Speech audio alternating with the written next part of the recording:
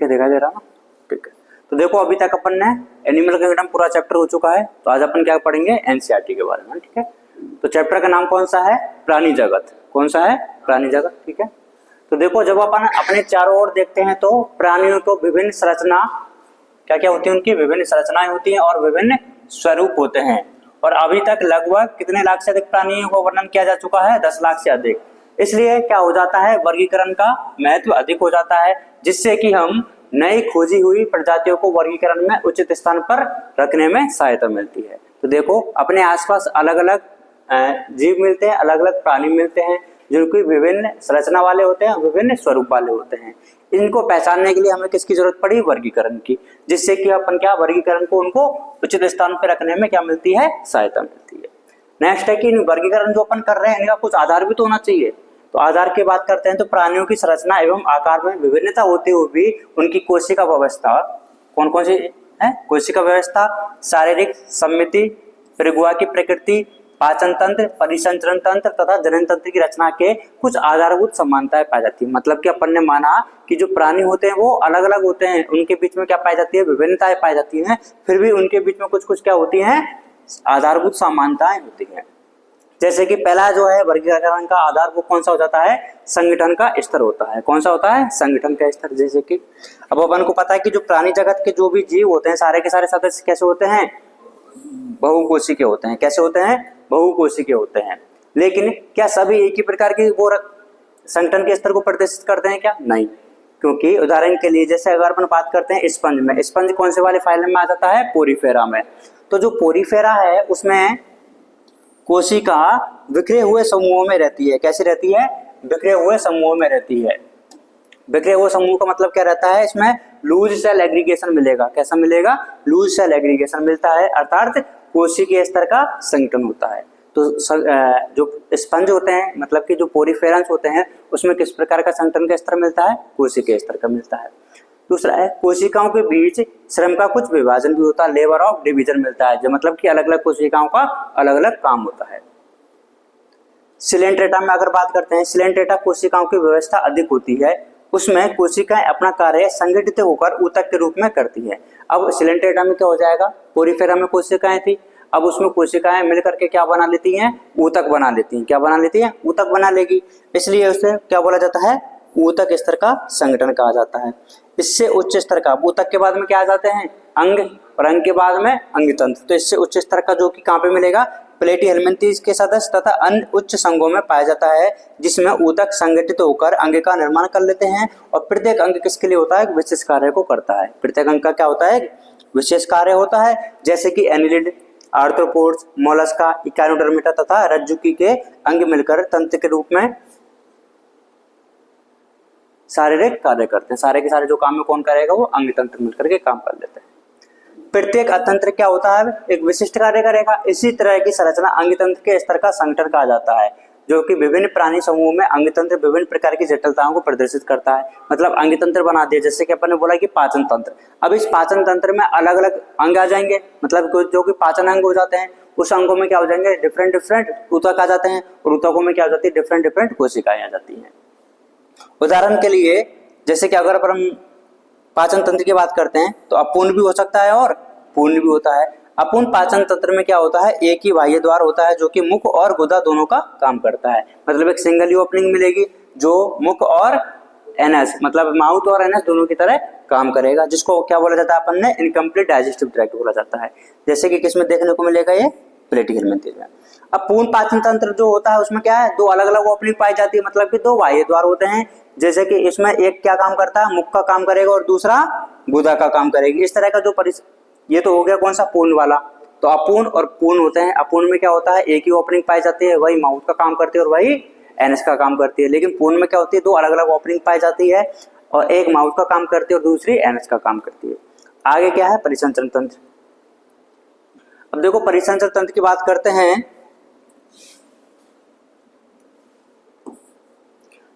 तो जो परिसंचरण तंत्र होता है, ठीक है, वो दो प्रकार का होता है, खुला परिसंचरण तथा बंद परिसंचरण। खुला परिसंचरण में क्या होता है, तंत्र में रक्त का जो बहाव होता है वो हृदय से सीधे बाहर भेजा जाता है तथा कोशिका एवं ऊतक इसमें डूबे हुए रहते हैं। ठीक है, हृदय से क्या किया, ब्लड को पंप किया गया, और जो ब्लड है वो पंप करने के बाद में ओपन स्पेस में चला जाता है, और इसी ओपन स्पेस में क्या है, ऊतक और जो अंग है वो क्या रहते हैं, डूबे हुए रहते हैं। किस प्रकार के में, खुले परिसंचरण में। अब बंद परिसंचरण में क्या होता है, जो रक्त का जो संचार होता है वो हृदय से भिन्न भिन्न व्यास की वाहिकाओं द्वारा होता है। किससे होता है, भिन्न भिन्न व्यास की वाहिकाओं द्वारा होता है। जैसे कि उसमें क्या क्या मिल सकती है, धमनी, सिरा और कोशिकाएं मिल सकती हैं। मतलब कि इसमें क्या होता है, हृदय से रक्त का पंप किया, वो कहां पे चला जाएगा, भिन्न भिन्न आमाप की या फिर भिन्न भिन्न व्यास की धमनियों में, सिराओं में और केशिकाओं में चला जाता है, जिससे कि उसका क्या होता है, गैसों का आदान प्रदान हो जाता है। ठीक है, ये केशिकाएं आएगा ना, कोशिकाएं नहीं। ठीक है, कैपिलरी।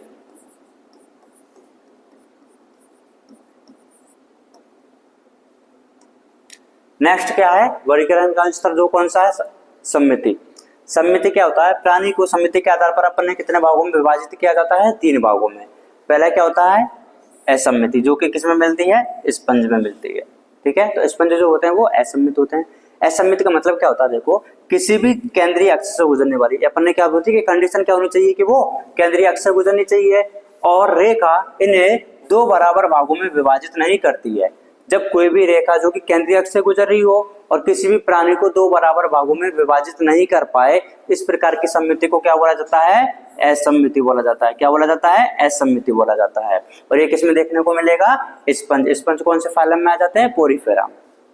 दूसरा है, जब किसी भी केंद्रीय अक्ष से गुजरने वाली रेखा प्राणी के शरीर को, किसको, प्राणी के शरीर को 2 समरूप भागों में विभाजित कर देती है, तो इसे कौन सी सम्मिति कहा जाता है, अर्य सम्मिति कहा जाता है। देखो पहले वाले में क्या था कि कोई भी एक रेखा जो कि केंद्रीय अक्ष से गुजर रही है और प्राणी को 2 बराबर भागों में विभाजित नहीं कर पा रही है, तो दैट इज कॉल्ड असम्मिति। अब इसमें क्या है, जब किसी भी केंद्रीय अक्ष से गुजरने वाली रेखा प्राणी के शरीर को 2 समरूप भागों में, 2 समान भागों में विभाजित करते, तो उसको क्या बोला जाता है, अर्य सम्मिति। और अर्य सम्मिति किस किस में देखने को मिलेगी, सिलेंटेटा में, टिनोफोरा में और इकाइनोडर्मेटा। अब इकाइनोडर्मेटा में अर्य जो होती है वो किस में मिलती है, वयस्क में मिलती है, क्योंकि जो लार्वा होता है ना, लार्वा में तो कौन सी मिलेगी, द्विपार्श्व सम्मिति मिलेगी, है ना। इस प्रकार की सम्मिति होती है, किंतु एनिलिडा, आर्थ्रोपोडा आदि में एक ही अक्ष से गुजरने वाली, अपने बोला था ना एक सिंगल प्लेन होना चाहिए, है, सिंगल एक्सिस द्वारा शरीर 2 समरूप दाएं और बाएं भागों में विभाजित किया जा सकता है, जिसको क्या बोला जाता है, द्विपार्श्व सम्मिति। तो कौन सी है, असम्मिति हो जाती है, अर्य सम्मिति हो जाती है और द्विपार्श्व सम्मिति हो जाती है। नेक्स्ट कौन सा है, द्विकोरिकी तथा त्रिकोरिकी संगठन की बात करते हैं। तो देखो जिन प्राणियों में कोशिकाएं 2 भ्रूणीय स्तरों में व्यवस्थित होती हैं, मतलब कि एक्टोडर्म और एंडोडर्म, बाहर वाली कौन सी होती है, एक्टोडर्म, अंदर वाली कौन सी होती है, एंडोडर्म, तो इनको क्या बोला जाता है, द्विकोरिकी बोला जाता है। एग्जाम्पल सिलेंट्रेटा और टिनोफोरा दोनों आ जाते हैं।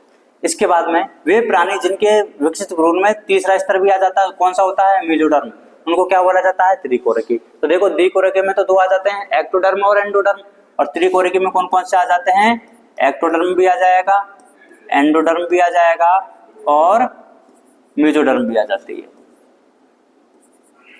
तीनों की तीनों आ जाती हैं। जैसे कि ये किसमें मिलेगा, प्लेटीहेलमिन्थेस से पूरा कोऑर्डिनेटर तक मिल जाता है। नेक्स्ट कौन सी, प्रेगुआ।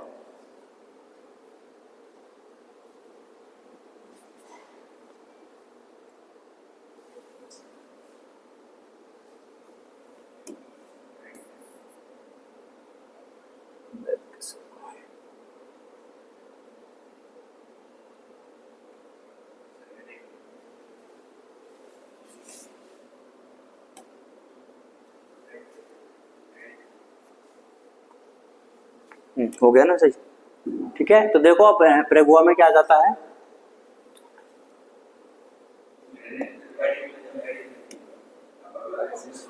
ओके,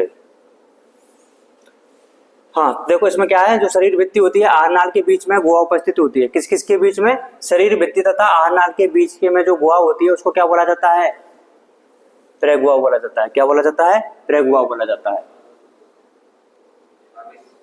ठीक है।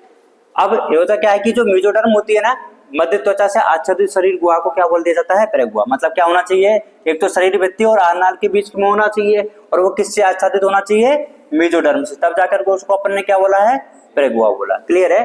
तथा जिसमें ये प्रेगुआ मिलती है उनको क्या बोला जाता है, प्रेगुइय प्राणी बोला जाता है।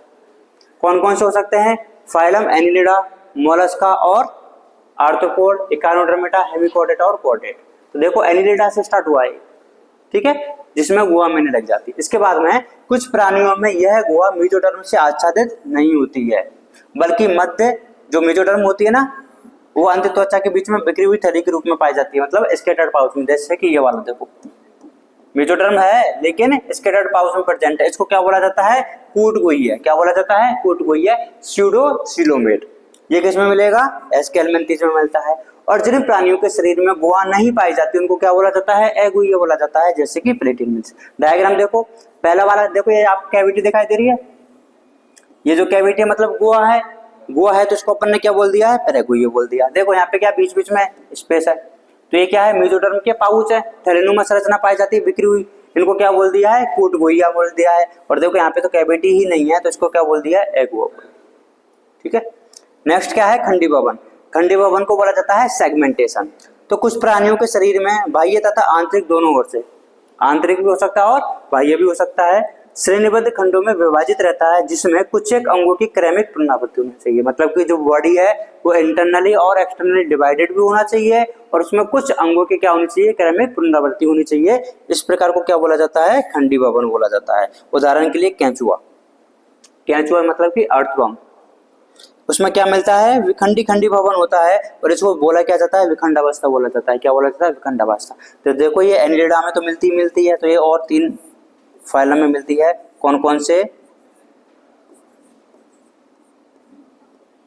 एनिलिडा में,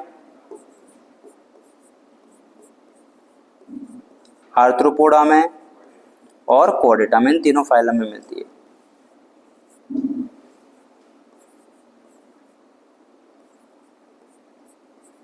ठीक है, नेक्स्ट देखते हैं पृष्ठरज्जु। कौन सा रज्जु है? पृष्ठरज्जु। पृष्ठरज्जु के बाद में बात करते हैं तो ये कैसे होती है? रॉड लाइक होती है। कैसी होती है? सलाका, मतलब कि रॉड लाइक स्ट्रक्चर होती है सभी, और ये मेसोडर्म से उत्पादित होती है। तो देखो क्या है, एक तो ये रॉड लाइक स्ट्रक्चर होती है, और किससे, कौन सी वाली जर्म लेयर से ड्राइव होती है? मेसोडर्म से। अब मिलेगी कहाँ पे? ये डोर्सल मतलब पृष्ठ में, कि अधर में, या अपने पृष्ठ सतह पर मिलती है। किधर मिलती है? पृष्ठ सतह में मिलती है। तो देखो सलाका रूपी होती है, मध्य जनन स्थल से बनती है और पृष्ठ सतह में उपस्थित होती है। और जिनमें ये होती है उनको क्या बोला जाता है? रज्जु की बोला जाता है। मतलब जिसमें नोटोकॉर्ड प्रेजेंट होती है उनको कॉर्डेट बोला जाता है, और जिसमें नोटोकॉर्ड एब्सेंट होती है उनको नॉन कॉर्डेट बोला जाता है, मतलब रज्जु की और अरज्जु की। नेक्स्ट है प्राणियों का वर्गीकरण। तो ये अभी तक अपन ने जो देखा वो क्या थे? वर्गीकरण का आधार था। क्या था? वर्गीकरण का आधार था। ठीक है, मतलब इस आधार पर अपन ने क्या किया? जीवों को या फिर प्राणियों को वर्गीकृत किया है।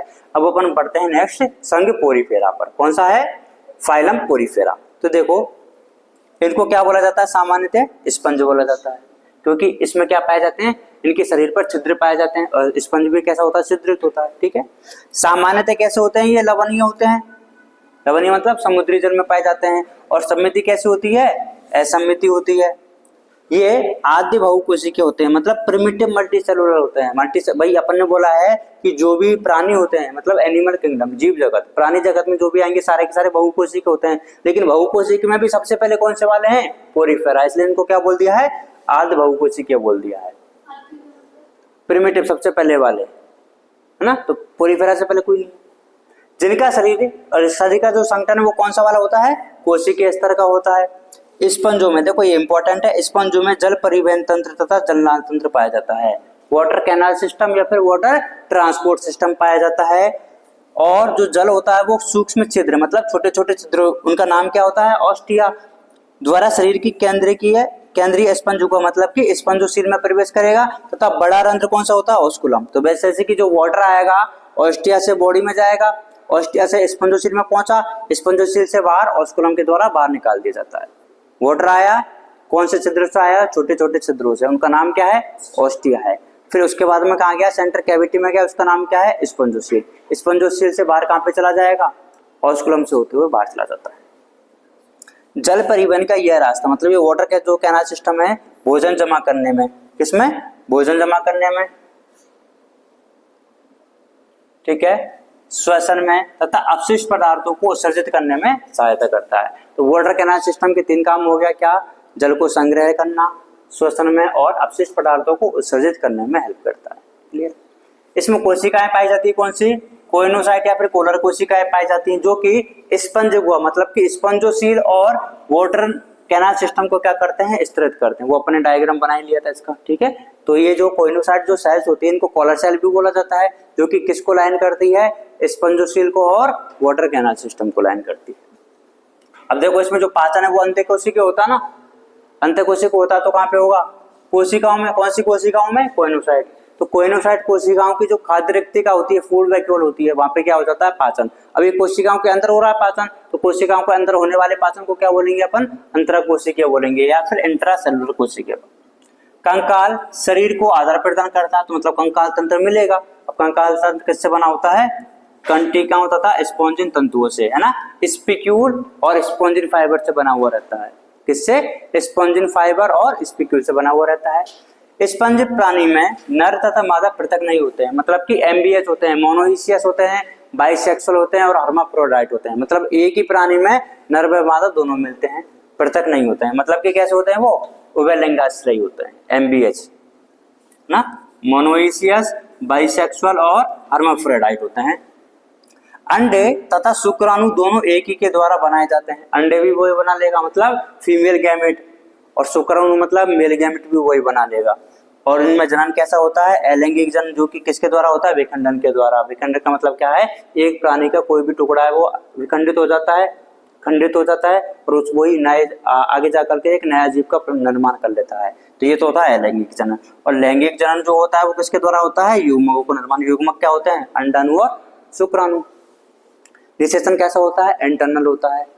निषेचन कैसा है, आंतरिक होता है। और परिवर्तन कैसा है, अप्रत्यक्ष। अप्रत्यक्ष अगर परिवर्तन होगा तो बताओ लार्वा मिलेगा कि नहीं मिलेगा, लार्वा मिलेगा, जिसमें वयस्क से भिन्न आकृति की लार्वा अवस्था पाई जाती है, मतलब लार्वा अवस्था पाई जाती है। साइकोन उदाहरण देख लेते हैं कौन कौन से। साइकोन मतलब साइफा बोला जाता है इसको। स्पॉन्जिला जो कि कैसा होता है, स्वच्छ जलीय। अपन ने क्या पढ़ा पहले, ये होते कैसे हैं, लवणीय जल में पाए जाते हैं। कौन से जल में, ये देखो लवणीय होते हैं ना, लेकिन एक वो क्या है, स्वच्छ जल में मिलता है। कौन सा, स्पॉन्जिला। स्पॉन्जिला कैसे जल में मिलता है, स्वच्छ जल में मिलता है, ठीक है। और दूसरा कौन सा है, यू स्पंज, जिसको बोला जाता है क्या, बात स्पंज। साइकोन, स्पॉन्जिला तथा यू स्पॉन्जिया, ये फाइलम हो जाता है कौन सा, पोरिफेरा। ये डायग्राम देखो, ये जो डायग्राम है वो किसका है, साइकोन का है। किसका है, साइकोन का है। ये जो डायग्राम वो किसका है, यू स्पॉन्जिया का। एनसीईआरटी के डायग्राम आपको अच्छे से याद होने चाहिए। और ये कौन सा है, स्पॉन्जिला का रहता है, ठीक है। नेक्स्ट टाइम कौन सा है, सिलेंट्रेटा। सिलेंट्रेटा को देखो क्या बोला जाता है, नाइडेरिया भी बोला जाता है ना। ये जलीय होते हैं। अब जलीय में भी कौन से होते हैं, अधिकांशतः मैराइन वाटर में मिलते हैं। स्थावर मतलब एक ही जगह पे रह सकते हैं, या फिर मुक्तपलावी मतलब घूम भी सकते हैं। ससाइल और फ्री स्विमिंग, ठीक है, ससाइल भी हो सकते हैं और फ्री स्विमिंग भी हो सकते हैं। और समिति कौन सी मिलेगी इसमें, अरीय समिति मिलती है। कौन सी समिति मिलेगी, अरीय समिति मिलेगी। नाइडेरिया नाम इनकी एक दंश कोशिका होती है, नीडोब्लास्ट नीडोसाइट, है ना, नीडोब्लास्ट या निमेटोब्लास्ट से बना होता है।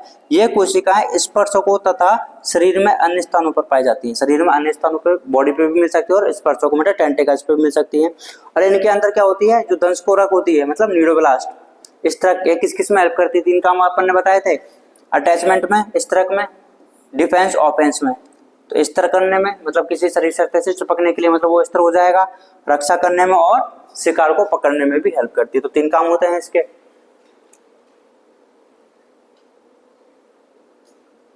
ठीक है, शिकार को पकड़ने में सहायक होती है।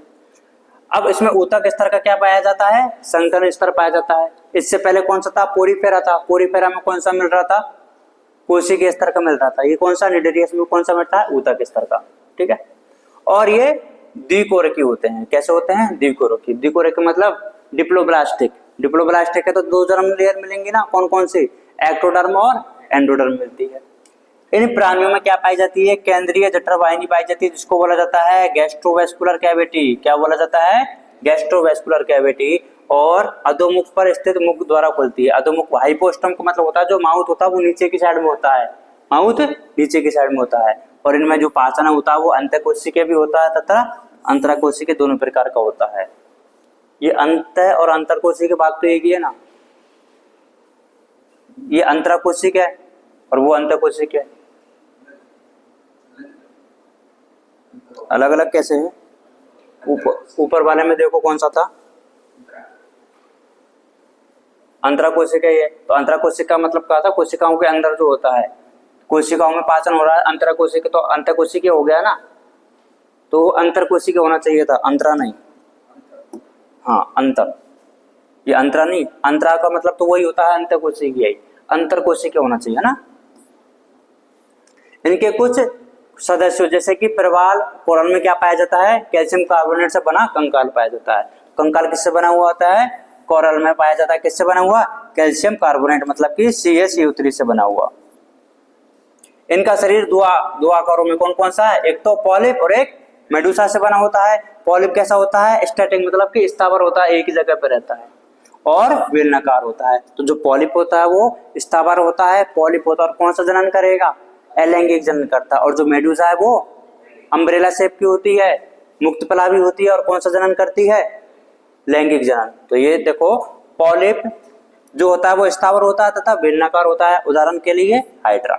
मेडुसा छतरी के आकार की तथा मुक्त पलावी होता है, जैसे कि ऑरेलिया या फिर जेलीफिश। वे निडेरिया जिनमें दोनों पॉलिप तथा मेडुसा दोनों रूप में पाए जाते हैं, उनमें क्या पाया जाता है, पीडी एकांतरण, उसको क्या बोला जाता है, मेटाजेनेसिस। इंपॉर्टेंट है वर्ड। तो मेटाजेनेसिस किस में मिलेगा, ऑरेलिया में, ओवेलियम। ठीक है, तो देखो पॉलिप किस में मिलता है, हाइड्रा और एडेम्सिया में मिलता है। मेडुसा किस में मिलती है, ऑरेलिया में मिलती है। और मेटाजेनेसिस किस में मिलता है, ओवेलिया में मिलता है। अगर आपसे कोई पूछे कि केवल पॉलिप अवस्था किस में मिलती है, तो हाइड्रा और एडेम्सिया में। केवल मेडुसा अवस्था किस में मिलती है, तो ऑरेलिया में। पॉलिप और मेडुसा दोनों अवस्था किस में मिलती है, तो ओवेलिया में। और ये जो आपस में जो चेंज हो जाते हैं ना, उनको क्या बोला जाता है, पीडी एकांतरण या फिर मेटाजेनेसिस बोला जाता है। पॉलिप अलैंगिक जनन के द्वारा मेडुसा उत्पन्न करता है, और मेडुसा लैंगिक जनन के द्वारा पॉलिप उत्पन्न करता है। उदाहरण क्या है, फाइसीलिया। फाइसीलिया को बोला जाता है पुर्तगाली युद्ध मानव। एडेम्सिया सी एनिमोन, समुद्री एनिमोन। पेनेटुला सी पेन, समुद्री पिच। गोर्गोनिया समुद्री व्यंजन, और मेंड्रिना ब्रेन कोरल।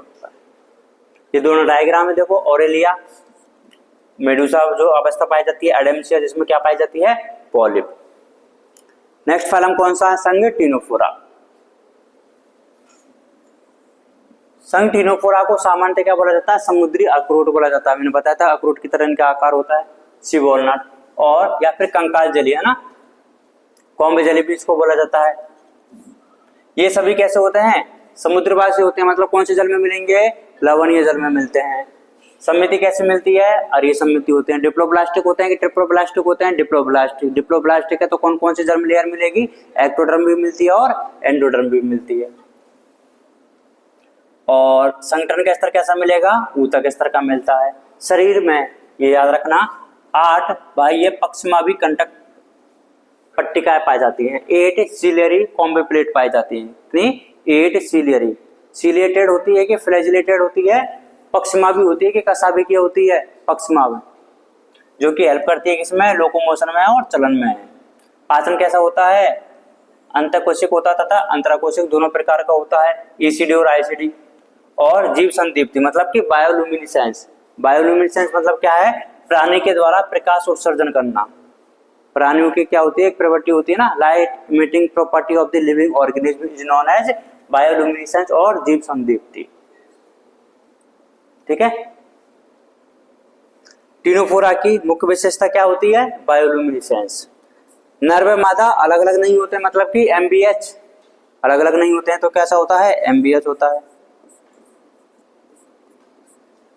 जनन केवल कैसा होता है, लैंगिक जनन होता है। और निषेचन कैसा हो सकता है, बाह्य निषेचन होता है। और लार्वा मिलेगा कि नहीं मिलेगा, मिलेगा। तो परिवर्तन कैसा हो जाएगा, अप्रत्यक्ष होता है। अब देखो यहाँ पे क्या लिखा हुआ है, लार्वा अवस्था नहीं पाई जाती, तो ये गलत लिखा हुआ है ना। अप्रत्यक्ष परिवर्तन हो रहा है तो लार्वा अवस्था मिलेगी, है ना। इसके लार्वा का नाम भी होता है सीडिपिड लार्वा होता है। तो ये क्या है, यहाँ पे इसको हटा देना नहीं। उदाहरण क्या है, प्लूरोब्रेकिया और टिनोप्लाना होता है। ठीक है, टिनोप्लाना प्लूरोब्रेकिया, यहाँ पे भी क्या है, गलत लिखा हुआ है। यहाँ पे क्या आएगा, टिनोप्लाना की जगह टिनोफोरा आएगा।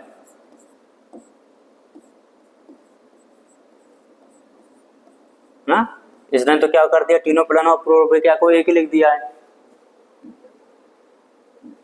एक होते हैं कि अलग अलग है, अलग अलग है ना, तथा लिखा हुआ है ना। तो कुछ मिस्टेक्स भी इसमें अपन को सही करते जाएंगे। अब नेक्स्ट फाइलम कौन सा है? संघ प्लेटी हेलमिंथेज, जिनको बोला जाता है चपटे कृमि या फिर फ्लैटवर्म बोला जाता है। तो देखिए इस संघ के प्राणी कैसे होते हैं? पृष्ठ अधर रूप से कैसे होते हैं? चपटे होते हैं। डोर्सो वेंट्रली फ्लैट होते हैं, इसलिए इन्हें क्या बोला जाता है? चपटे कृमि बोल दिया जाता है। इस समूह के अधिकांश प्राणी मनुष्य तथा अन्य प्राणियों में अंतःपरजीवी के रूप में पाए जाते हैं। ये एक्टोपैरासाइट होता है कि एंडोपैरासाइट? एंडोपैरासाइट होता है, मतलब शरीर के अंदर पाए जाते हैं। देखो दो तरह के परजीवी होते हैं, एक तो शरीर की सतह पे रहते हैं, ऊपर ही रहते हैं, तो उनको तो क्या बोला जाता है? बाह्य परजीवी बोला जाता है। एक शरीर के अंदर रहते हैं, उनको क्या बोला जाता है? अंतःपरजीवी बोला जाता है। कैसे होता है ये? अंतःपरजीवी होते हैं। चपटे कृमि जो होते हैं उनमें सम्मिति कैसे मिलेगी? द्विपार्श्व सम्मिति मिलती है। तो कैसे होते हैं? द्विपार्श्व सम्मिति वाले होते हैं। ट्रिप्लोब्लास्टिक है कि डिप्लोब्लास्टिक है? ट्रिप्लोब्लास्टिक मतलब त्रिकोणिकी होते हैं। कौन कौन सी लेयर मिलेगी? एक्टोडर्म, एंडोडर्म और बीच में मेसोडर्म मिलती है। और अप्रेगुई होते हैं, एसिलोमेट होते हैं, मतलब कि गुहा नहीं मिलेगी। शरीर का संगठन स्तर कौन सा मिलता है? अंग स्तर का मिलता है। तो यहाँ पे तो देखो क्या लिखा हुआ है? अंग स्तर का लिखा हुआ है, और आगे अपन जब समरी में पढ़ेंगे ना टेबल में, वहां पे क्या है? अंग तंत्र स्तर का भी है। तो इसमें दोनों मिलते हैं। और परजीवी प्राणी में क्या पाए जाते हैं? अंकुश तथा चूसक पाए जाते हैं, हुक्स और सकर्स पाए जाते हैं। कुछ चपटे कृमि खाद्य पदार्थों को परपोषी से सीधे अपने शरीर की सतह से अवशोषित कर लेते हैं। और ये जो चपटे कृमि है ना, इस चपटे कृमि में कौन सा आ जाता है? फीता कृमि आ जाता है। कि जो टेपवर्म होता है ना, वो क्या कर लेता है? डायरेक्टली खाद्य पदार्थों को परपोषी के सीधे अपने शरीर की सतह से अवशोषित कर लेता है ना, डायरेक्टली एब्जॉर्ब करता है। कौन? टेपवर्म या फिर फीता कृमि। ज्वाला कोशिकाएं, फ्लेम सेल्स जो होती हैं, वो परासरण नियमन मतलब कि ऑस्मो रेगुलेशन भी करवाती है और उत्सर्जन में भी सहायता करवाती है। नर व मादा अलग अलग नहीं होते हैं, इसका मतलब एमबीएच, मोनोइसियस, बाइसेक्सुअल और हर्माफ्रोडाइट होते हैं। निषेचन कैसा होता है भाई? आंतरिक होता है। परिवर्धन में बहुत सी लार्वा अवस्थाएं पाई जाती है। अपन ने दो के तो नाम भी लिखे थे, एक में 5 होती है और एक में 4 लार्वा लिख लिए थे, है ना। बहुत सी लार्वा अवस्थाएं होती है। 5 लार्वा अवस्थाएं किस में होती है? फेसियोला में होती है। और जो टीनिया होता है उसमें कितनी होती है? 4 होती है। ठीक है। तो प्लेनेरिया में क्या पाई जाता है? पुनरुद्भवन की क्षमता पाई जाती है। प्लेनेरिया में रीजनरेशन की पावर पाई जाती है। उदाहरण कौन कौन से हैं? टीनिया जिसको क्या बोला अपन ने? फीता कृमि। और फेसियोला जिसको क्या बोला है? पर्णकृमि। ये क्या है? पर्णकृमि है। और ये क्या है? फीता कृमि। ठीक है। ये देखो इसका माउथ वाला पार्ट है ना, ये हुक्स और सकर्स है। नेक्स्ट फाइलम कौन सा है? एस्केहेलमिन्थीज। एस्केहेलमिन्थीज में क्या होता है? जो एस्केहेलमिन्थीज के जो प्राणी होते हैं वो अनुप्रस्थ काट में कैसे होते हैं? गोलाकार होते हैं, है ना, सर्कुलर इन क्रॉस सेक्शन, इसलिए इनको क्या बोला जाता है? गोल कृमि बोला जाता है, क्योंकि अनुप्रस्थ काट में कैसे दिखाई देते हैं? गोलाकार दिखाई देते हैं। ये मुक्तजीवी होते हैं, जलीय भी हो सकते हैं और स्थलीय भी हो सकते हैं। मुक्तजीवी या फ्री लिविंग होते हैं, जल में भी रह सकते हैं और स्थल में भी रह सकते हैं। और पौधे तथा प्राणियों में परजीवी भी होते हैं। देखो इससे पहले जो था प्लैटीहेलमिन्थीज, चपटे कृमि। चपटे कृमि में क्या था कि केवल प्राणियों में रहेंगे, मनुष्यों सहित अंतःपरजीवी हो सकते हैं, लेकिन ये पौधे में भी हो सकते हैं और प्राणियों में भी हो सकते हैं। सम्मिति कौन सी मिलेगी? द्विपार्श्व सम्मिति मिलता है। कैसा मिलेगा? द्विपार्श्व सम्मिति। डिप्लोब्लास्टिक होते हैं कि ट्रिप्लोब्लास्टिक होते हैं? ट्रिप्लोब्लास्टिक होते हैं। अब ट्रिप्लोब्लास्टिक है तो कौन कौन सी जर्म लेयर मिलेगी? 3 जर्म लेयर मिलती है, एक्टोडर्म, एंडोडर्म और मेसोडर्म। कूट प्रेगुई होते हैं, मतलब कि स्यूडोसिलोमेट होते हैं। इनका शरीर का जो संगठन है वो कौन सा मिलेगा? अंगतंत्र स्तर का होता है। ठीक है। आहार नाल कैसी होती है? पूर्ण। आहार नाल पूर्ण होती है तो बताओ, माउथ और जो एनएस है उसकी अलग अलग ओपनिंग होगी कि एक ही होगी? अलग अलग होती है ना। डबल ओपनिंग पाई जाती है, 2 बाह्य द्वार होते हैं, जिसमें सुपरिवर्तित पेशीय ग्रेसनी पाई जाती है, मस्कुलर फेरिंक्स पाई जाता है और उत्सर्जन नाल शरीर से अपशिष्ट पदार्थों को उत्सर्जन रंध्र के द्वारा बाहर निकाला जाता है। इसमें कौन सी कोशिकाएं होती हैं? रेनेट कोशिकाएं होती हैं। कौन सी होती है? रेनेट कोशिकाएं होती हैं। नर तथा मादा मतलब कि अलग अलग होते हैं, एक लिंगाश्रय होते हैं। प्राय मादा नर से बड़ी होती है। तो देखो ये है एस्केहेलमिन्थीज। उदाहरण कौन सा है? ये गोलकृमि है। और ये उदाहरण किसका है? एस्केरिस का। कौन है? एस्केरिस है। तो देखो इसमें क्या लिखा हुआ है? प्राय मादा नर से बड़ी होती है। तो मादा की देखो लेंथ जो है वो ज्यादा है ना नर से। निषेचन कैसा होता है? आंतरिक होता है। परिवर्धन प्रत्यक्ष भी हो सकता है और अप्रत्यक्ष भी होता है, मतलब कि लार्वा अवस्था मिल सकती है। उदाहरण क्या है? एस्केरिस गोल कृमि, वुचरेरिया फाइलेरिया कृमि और एनसाइलोस्टोमा अंकुश कृमि बोला जाता है, मतलब कि हुकवर्म।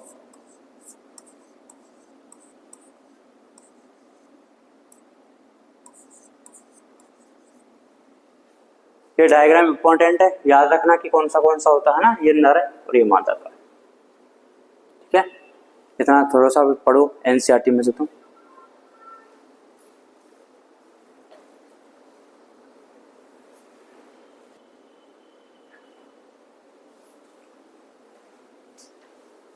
तो एस्केलमेंथिस के बाद में आगे मूव करते हैं एनिलिडा पर। तो देखो जो एनिलिडा के जो सदस्य होते हैं वो कैसे होते हैं, जलीय होते हैं। अब जलीय में भी कौन कौन से जल में मिल सकते हैं, लवणीय जल में और एलवण जल में, मतलब फ्रेश वाटर में मिल सकते हैं और समुद्री वाटर में मिल सकते हैं। स्थलीय हो सकते हैं, स्वतंत्र जीवी होते हैं और कभी कभी परजीवी हो सकते हैं, मतलब ये सब कुछ हो सकते हैं। ये अब संगठन का जो स्तर इसमें कैसा मिलेगा, अंग तंत्र स्तर का मिलता है। समिति कैसी होती है, द्विपार्श्व समिति होती है और त्रिकोरकी होते हैं। त्रिकोरकी का मतलब एक्टोडर्म, एंडोडर्म और मेसोडर्म, तीनों की तीनों जर्म लेयर मिलती हैं। अब देखो इसमें क्या हो जाती है, क्रैमिक पुनरावृत्ति मिलती है, मतलब विखंडित खंडित मिलती है, विखंडावस्था, मेटामेरिक सेगमेंटेशन एनिलिडा में मिलेगा, आर्थ्रोपोडा में मिलेगा और कॉर्डेटा में मिलेगा। तो ये एनिलिडा ही है। तथा प्रगुआ भी मिलती है इसमें, मतलब सिलोमेट होते हैं।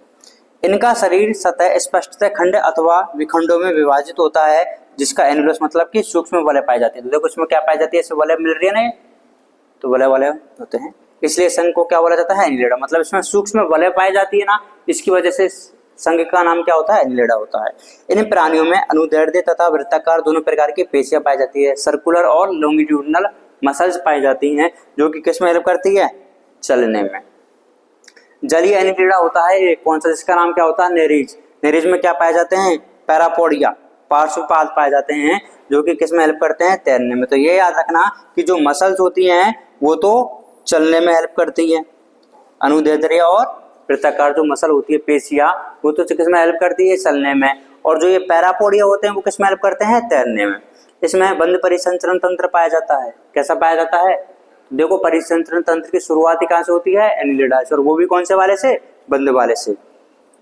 वृक्कक मतलब कि नेफ्रिडिया प्रसरण नियमन के लिए होते हैं और उत्सर्जन में भी सहायता करते हैं। आगे बात करते हैं तंत्रिका तंत्र की। तंत्रिका तंत्र में एक जोड़ी गुच्छिकाएं पाई जाती हैं, मतलब कि गैंग्लिया पाए जाते हैं, जो कि पार्श्व तंत्रिकाओं द्वारा दोहरी अधर तंत्रिका रज्जु से जुड़े हुए रहते हैं। अपन ने एक नाम लिखा था डीएसबी। डीएसबी का मतलब होता है डबल सॉलिड और वेंट्रल, दोहरा अधर और ठोस तंत्रिका रज्जु पाया जाता है, किसमें, एरज्जुकी में या फिर नॉन कॉर्डेट में। नेरिज एक कैसा होता है, जलीय एनिलिडा होता है, जिसमें नर तथा मादा अलग अलग होते हैं। मतलब कैसे होते हैं ये, डायोसियस क्या मोनोसियस, डायोसियस होते हैं, नर व मादा अलग अलग होते हैं। लेकिन केचुए में तथा जोंक में नर तथा मादा पृथक पृथक नहीं होते हैं, मतलब दोनों एक में ही होते हैं। अपने लिखा था ना, नेरिज में तो क्या होता है, डायोसियस, ठीक है, और अर्थवर्म में और हिरुडिनेरिया में कैसा होता है, मोनोइसियस, मतलब कि एमबीएच होता है। जनन कैसा होता है, लैंगिक विधि द्वारा होता है। उदाहरण क्या है, नेरिज है ना, कॉमा लगाना पड़ेगा इधर। फेरेटुमा मतलब केचुआ तथा हिरुडिनेरिया रक्त चूसक जो। डायग्राम देखो कस किसके हैं, नेरिज के हैं। ये बीच में ये साइड में जो लगे हुए क्या है, वो पैरापोडिया है, और ये कौन सा है, रक्त चूसक जो। आर्थ्रोपोडा फाइलम, आर्थ्रोपोडा प्राणी जगत का सबसे बड़ा संघ है। सबसे बड़ा कौन सा है, आर्थ्रोपोडा, ये तो सबसे बड़ा है। और दूसरा सबसे बड़ा कौन सा होता है, मोलस्का, और सबसे छोटा कौन सा होता है, टीनोफोरा होता है। इसमें क्या क्या पाए जाते हैं, जिसमें कीट भी सम्मिलित हैं। लगभग 2/3 जाति पृथ्वी पर किसकी है, आर्थ्रोपोडा ही है। लगभग 2/3 तो कितने हैं, आर्थ्रोपोडा ही है। शरीर का संगठन कैसा मिलेगा, अंग तंत्र का मिलेगा। समिति कैसे मिलेगी, द्विपार्श्व समिति मिलेगी। गुहा मिलेगी कि नहीं मिलेगी, मिलेगी, तो प्रैगुह्य होते हैं। अच्छा, ये विखंडी खंडी भवन मिलेगा नहीं मिलेगा, मिलेगा, तो विखंड अवस्था भी पाई जाती है। त्रिकोरकी होते हैं कि द्विकोरकी होते हैं, त्रिकोरकी, तो एक्टोडर्म भी मिलेगा, मेसोडर्म भी मिलेगा और एंडोडर्म भी मिलता है। और आर्थ्रोपोडा का जो शरीर होता है वो किससे, काइटिन के बाह्य कंकाल से ढका हुआ रहता है। शरीर 3 भागों में विभाजित है, सिर, वक्ष तथा उदर में विभाजित होता है। ठीक है, अब इसका आर्थ्रोपोडा, आर्थ्रो का मतलब क्या होता है, संधियुक्त, और पोड़ा का मतलब उपांग। तो इसमें संधि युक्त उपांग पाए जाते हैं। कैसे होते हैं? संधि युक्त उपांग पाए जाते हैं। श्वसनीय अंग के लिए देखो कौन कौन से मिल सकते हैं? क्लोम गिल्स मिल सकते हैं ना, पुष्टक्लोम मिल सकते हैं, और पुष्टपुप्पुस मतलब कि बुक लंग्स मिल सकते हैं, अथवा श्वसनिका मतलब ट्रिगल सिस्टम मिल सकता है। तो कौन कौन से होते हैं? Gills, book gills, book lungs और श्वसनिकाओं के द्वारा क्या हो जाता है? इसमें श्वसन हो जाता है। परिसंचरण तंत्र कैसा मिलेगा भाई? खुला मिलेगा। संवेदी अंग जैसे कि श्रृंगिका मतलब कि एंटीना मिल सकता है, नेत्र मिल सकते हैं, सिंपल और कंपाउंड। संतुलन पुट्टी कौन सी होती है? स्टेटोसिस्ट, जो कि जल में जो रहते हैं ना, तो जल में तैरते हैं, तो ये संतुलन, जल में संतुलन बनाने के लिए क्या पाए जाते हैं? इसमें संतुलन पुट्टी या फिर स्टेटोसिस्ट उपस्थित होते हैं। और उत्सर्जन के लिए क्या पाई जाती है? मेलफिजियन नलिकाएं पाई जाती है। मेलफिजियन नलिका के द्वारा क्या हो जाता है? उत्सर्जन हो जाता है। नर व मादा पृथक पृथक होते हैं। कैसे होते हैं? पृथक पृथक। तो मोनोसियस हो गए कि डायोसियस हो गए? डायोसियस हो जाते हैं। और अधिकांशतः कैसे होते हैं? अंड पृथक होते हैं। परिवर्धन प्रत्यक्ष भी हो सकता है और लार्वा अवस्था द्वारा भी हो सकता है, मतलब कि अप्रत्यक्ष भी हो सकता है। आर्थिक रूप से महत्वपूर्ण वाले जो कीट है वो कौन कौन से हैं? एपिस, जिसको क्या बोला जाता है? मधुमक्खी। आर्थिक रूप से कहाँ है? आर्थिक रूप से महत्वपूर्ण का मतलब होता है जो हमें बिजनेस वगैरह के लिए यूज करता है, इकोनॉमी में इंपॉर्टेंस होता है। तो देखो मधुमक्खी से क्या मिलेगा? शहद मिलता है ना। बॉम्बिक्स रेशम कीट, रेशम कीट से हमें क्या मिलेगा? रेशम। लेसिफर मतलब लाख का कीट, लाख का मतलब वो लाख की चूड़ियां जो बनती है उससे वो वाला जो लाख है ये मिलता है। तो बताओ इससे इकोनॉमी में हेल्प मिल रही है नहीं मिल रही? तो इकोनॉमिकल इंपॉर्टेंस वाले हो जाते हैं। कुछ कैसे होते हैं? रोगों के वाहक के लिए कीट होते हैं, जैसे कि एनोफिलीज है।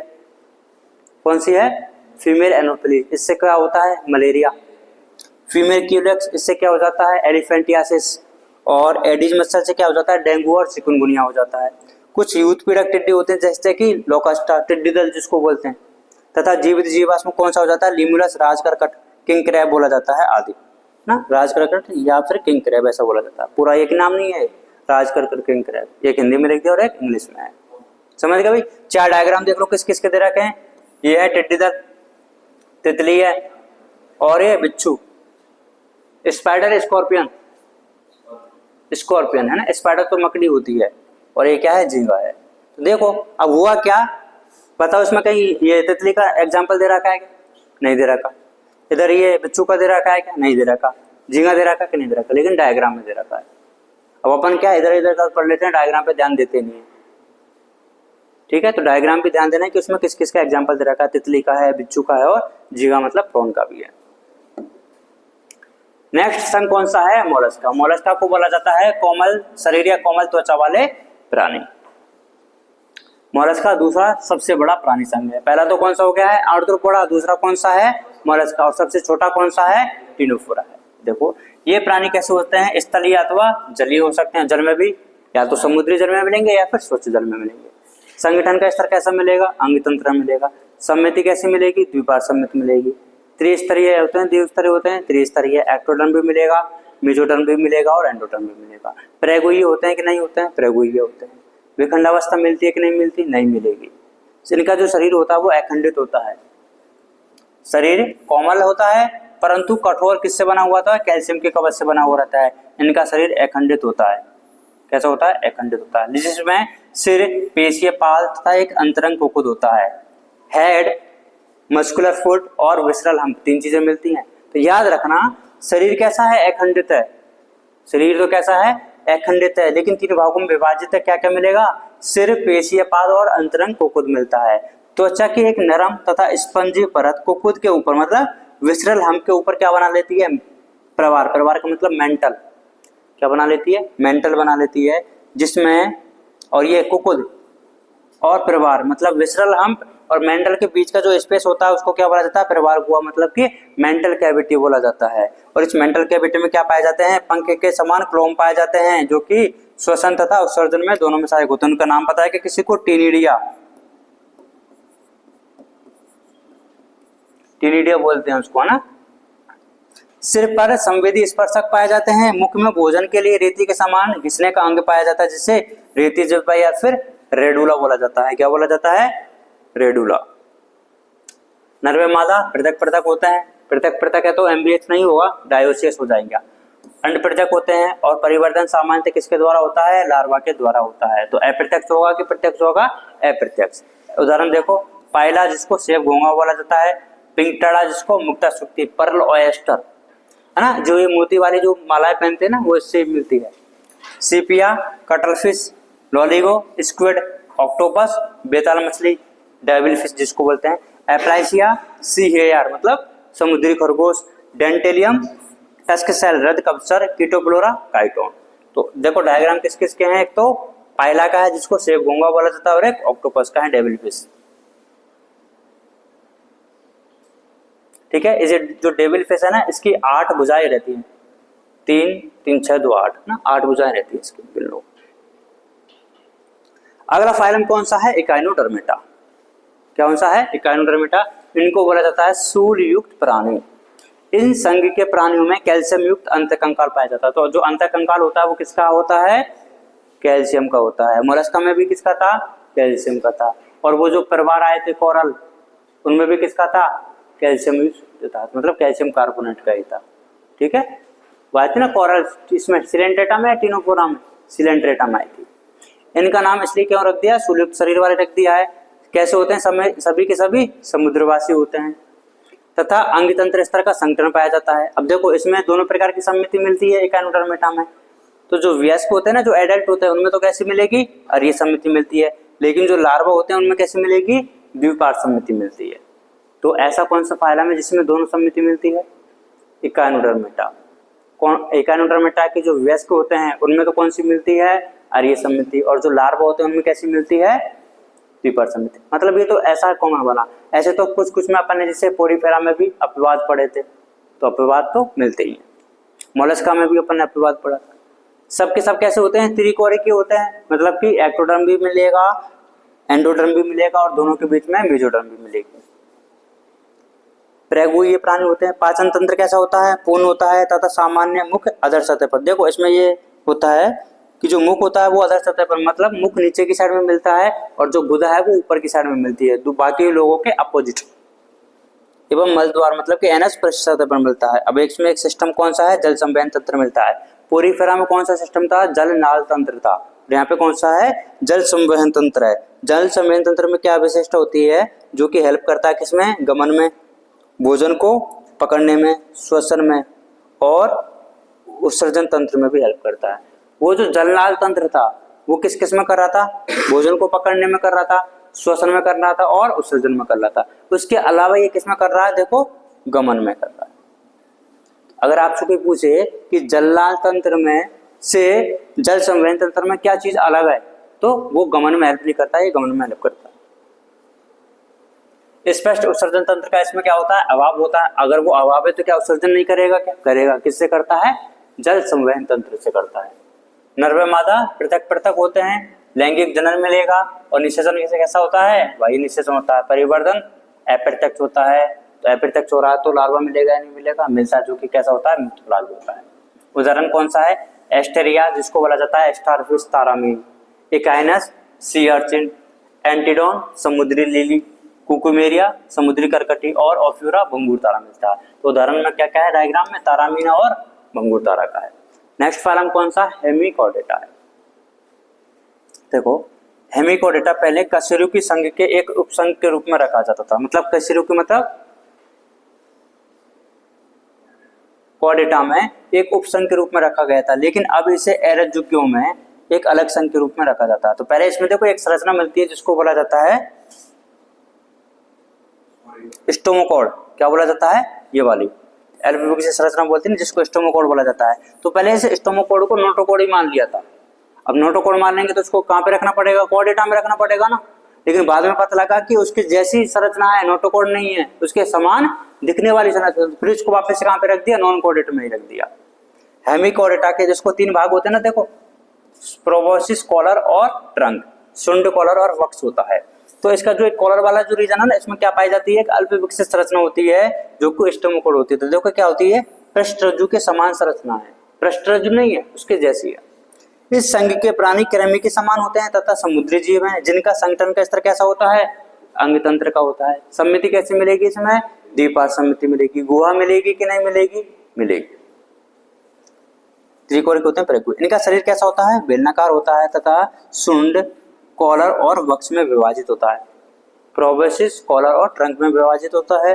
परिसंचरण तंत्र किस प्रकार का होता है भाई? बंद प्रकार का होता है। श्वसन क्लोम द्वारा होता है, क्लोम मतलब गिल्स के द्वारा होता है। शुंड ग्रंथि पाई जाती है। शुंड ग्रंथि का काम क्या होता है? उत्सर्जन में होता है। नर एवं मादा अलग अलग होते हैं, तो यूनिसेक्सुअल हो गए कि बाइसेक्सुअल हो गए? यूनिसेक्सुअल। निषेचन कैसा होता है? वायु निषेचन होता है। परिवर्धन लार्वा के द्वारा होता है, मतलब कैसा होता है? अप्रत्यक्ष। अब देखो आपकी वाले में तो क्या लार्वा का नाम भी लिख दिया है, टॉर्नेरिया। इंग्लिश मीडियम में इसका नाम नहीं है, उसमें क्या लिखा हुआ है? परिवर्धन कैसा होता है? लार्वा द्वारा होता है, अप्रत्यक्ष होता है, इनडायरेक्ट। उदाहरण कौन कौन से हैं? बेलेनोग्लोसस और सैकोग्लोसस। ये शुंड वाला भाग है, ये कॉलर वाला भाग है और ये वक्ष वाला भाग है। तो ये सारा हो गया कौन सा? नॉन कोडेट हो गए। तो Porifera, Coelenterata, Ctenophora, Platyhelminthes, Aschelminthes, Annelida, Arthropoda, Mollusca, Echinodermata और हेमिकोडेटा, सारे के सारे नॉन कोडेट हो गए। ठीक है, अब कोडेटा जो अपन पढ़ेंगे वो अगली क्लास में पढ़ेंगे ना, इतना तुम एक बार रिवाइज कर लो।